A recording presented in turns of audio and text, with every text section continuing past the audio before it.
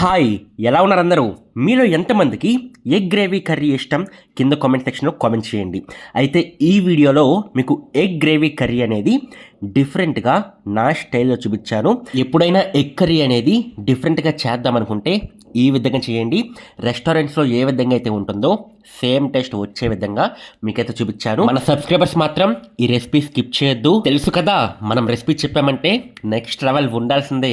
పదండి మొదలెట్టేద్దాం. ముందుగా ప్యాన్ అనేది లో సెగలో పెట్టుకోండి. లో సెగలో ఉంచుకుని ఒక 8 నుంచి 9 స్పూన్స్ ఆయిల్ వేసుకోండి. ఆయిల్ హీట్ అయిన తరువాత ఇందులో ఒకే ఒక్క స్పూన్ పసుపు వేసుకోండి. పసుపుతో పాటు ఒకే ఒక్క స్పూన్ సాల్ట్ వేసుకోండి.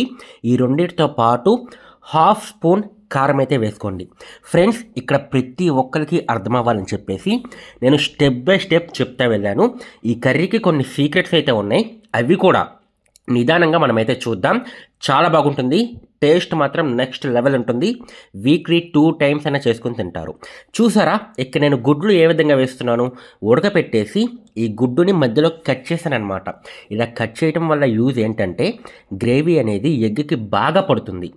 టేస్ట్ నెక్స్ట్ లెవెల్ వస్తుంది. ఇంకొక విషయం మీరు ఇక్కడ గమనిస్తే నేను ప్రతి గుడ్డు కూడా తిరిగేసి వేసాను స్టార్టింగ్. అలా ఎందుకు వేసానో చెప్పనా?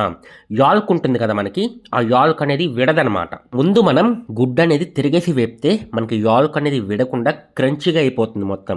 దీని తర్వాత రెండో వైపు కూడా మనమైతే వేపేస్తాం. ఇక్కడ నన్ను ఏమీ అనుకోవద్దు, ఏంటి బ్రో ఆ నురుగేంటి అలా వస్తుందని చెప్పేసి. గుడ్లు కదండి, గుడ్లు మనం తిరిగేసి వేపాం. తిరిగేసి వేపినప్పుడు మనకి యాల్క్ ఉంటుంది కదా, ఆ యాల్క్ లైట్గా ఆయిల్లో కలిసి ఈ విధంగా మనకి నురగలాగా వస్తుందన్నమాట. బట్ ఏమి కాదు, టేస్ట్ మట్టుకి నెక్స్ట్ లెవెల్ వస్తుంది. ఎందుకంటే ఈ ఆయిల్తోనే మనం ఇప్పుడు కర్రీ అనేది చేస్తాం. చాలా బాగుంటుంది. ఈ గుడ్డు సొన ఏదైతే ఉందో ఆయిల్లో మిక్స్ అయ్యి మంచి ఫ్లేవర్ అయితే వస్తుంది. టేస్ట్ నెక్స్ట్ లెవెల్ వస్తుంది. రెండు పక్కల నేనైతే వేపేసుకున్నాను. నాకు ఎర్రగా అయితే వచ్చేసింది కదా, ఈ విధంగా వచ్చే వరకు వేపుకోండి. క్రంచీగా చాలా బాగుంటుంది మనకి గుడ్డు అనేది. చూసారా, నాకు ఏ విధంగా అయితే వేగినాయి అనమాట. ఇప్పుడు మనం నెక్స్ట్ ప్రాసెస్ అయితే చూసేద్దాం. దీనికి మనం మసాలా అయితే ప్రిపేర్ చేసుకుందాం. మసాలా సింపుల్. ఒకే ఒక్క స్పూన్ ధనియాలు అయితే వేసుకోండి. ఒకే ఒక్క స్పూన్ జీరా, దీంతో పాటు సోప్ కూడా అండి. సోంపు తెలుసు కదా, అది కూడా వేసేసి ఒక 3 మిర్చి అయితే వేసుకుని నేను మసాలా అయితే పట్టేశాను. ఇదే మసాలాలో ఇలాగే ఉంచేసి ఒక 2 టమాటాలండి చిన్నగా కట్ చేసుకోండి. మనకి గ్రేవీ కదా, గ్రేవీకి చాలా బాగుంటుంది. 2 టమాటోలు, ఈ 2 టమాటోస్తో పాటు 2 ఆనియన్స్ అండి. అయితే ఆనియన్స్ 2 తీసుకున్నాను, బట్ ఒక చిన్నది ఒక 2 ఆనియన్స్ తీసుకుంటాం కదా, సో సెకండ్ ఆనియన్ ఏదైతే ఉందో అందులో ఒక చిన్న బద్ద అనేది పక్కన పెట్టానమాట. అది ఎందుకనేది చూపిస్తాను మీకే. దీనితో పాటు ఒక 2 ఎండుమిర్చి అండి, ఇవన్నీ వేసేసి మిక్సీ అయితే పట్టేశాను. ఇది కూడా పక్కన పెట్టేద్దాం. మనం నెక్స్ట్ ప్రాసెస్ అయితే చూసేద్దాం. సో నేను ఇందాక చెప్పాను కదా, ఆనియన్స్ 1.5 వేసానని చెప్పేసి. అంటే ఒక ఆనియన్ మొత్తం వేసేసుకోండి మిక్సీలో, ఇంకొక ఆనియన్ కూడా వేసేసుకోండి, కాకపోతే ఒక చిన్న బద్ద ఒక సగం ఉంచుకోండి అని చెప్పాను. ఆ సగం ఉల్లిపాయ ఏదైతే ఉందో సన్నగా చిన్నగా కట్ చేశాను అనమాట. అలానే 3 మిర్చి మన మసాలా ఏదైతే ఉందో అందులో వేసాం. మిగతా 3 మిర్చి ఏదైతే ఉందో సన్నగా కట్ చేసుకుని మన ప్యాన్లో అయితే వేసేసాను అనమాట.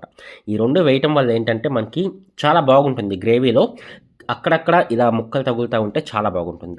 ఈ రెండింటితో పాటు ఒక 10 నుంచి 15 ఆకులండి కరివేపాకు. ఈ కరివేపాకు స్కిప్ చేయొద్దు, టేస్ట్ చాలా బాగా వస్తుంది. దీనితో పాటు హెల్త్కి కూడా చాలా మంచిది కరివేపాకు అనేది. నేను సేమ్ ఆయిల్లో వేశాను, మళ్ళీ సపరేట్గా ఆయిల్ వేయలేదు. ఎందుకంటే ఈ గుడ్డు కర్రీ ఏదైతే ఉందో మనకి ఈ ఆయిల్లోనే దీని టేస్ట్ అనేది వస్తుందన్నమాట. ఇప్పుడు ముందుగా మనం ప్రిపేర్ చేసి పెట్టుకున్నాం కదా, టొమాటో, ఉల్లిపాయ ఇవన్నీ వేసి మనం ప్రిపేర్ చేసి పెట్టాం కదా, అది మొత్తం కూడా ఇందులో వేసేసి ఇప్పుడు ఆనియన్స్, మిర్చి, ఈ ఆయిల్ ఇవన్నీ కూడా మనం బాగా వేపాం. ఒక 5 నిమిషాల వరకు వేపాలన్నమాట. ఆనియన్స్ గోల్డెన్ కలర్ వచ్చేంత వరకు వేపాం. ఇవన్నీ కూడా ఈ మసాలాకి పట్టే విధంగా బాగా కలుపుకోవాలండి. ఒక 2 నుంచి 3 నిమిషాలు లో సెగ మీద ఉండాలి. సెగ అనేది పెంచొద్దు, ఎందుకంటే సెగ పెంచితే మీకు టేస్ట్ అంత రాదు, ప్లస్ మీకు మాడే అవకాశం ఉంటుంది, కింద అడుగంటే అవకాశం ఉంటుందన్నమాట. ఇది మొత్తం గ్రేవీ కదా, ఊరికే అడుగంటిపోతుంది అనమాట. అందుకే లో సెగలోనే ఉంచి బాగా కలిపేసి ఒక్క 10 నుంచి 15 నిమిషాలండి. లో సెగలో మాత్రమే వేపండి, హై సెగ పెట్టొద్దు. 10 నుంచి 15 నిమిషాలు ఎందుకంటే ఇక్కడ మనం వేసినవి పచ్చివి అనమాట. ఉల్లిపాయ మనం మిక్సీ పట్టాం కదా, ఉల్లిపాయ కానీ టొమాటో కానీ ఇవన్నీ పచ్చివి, అవన్నీ కూడా బాగా వేగాలి. అందుకనే ఒక 15 నిమిషాలు లో సెగలోనే వేపుకోండి. లో సెగలో ఏమి కాదు, టేస్ట్ కూడా చాలా బాగుంటుంది. ఆయిల్లో అన్నీ కూడా బాగా ఫ్రై అయ్యి.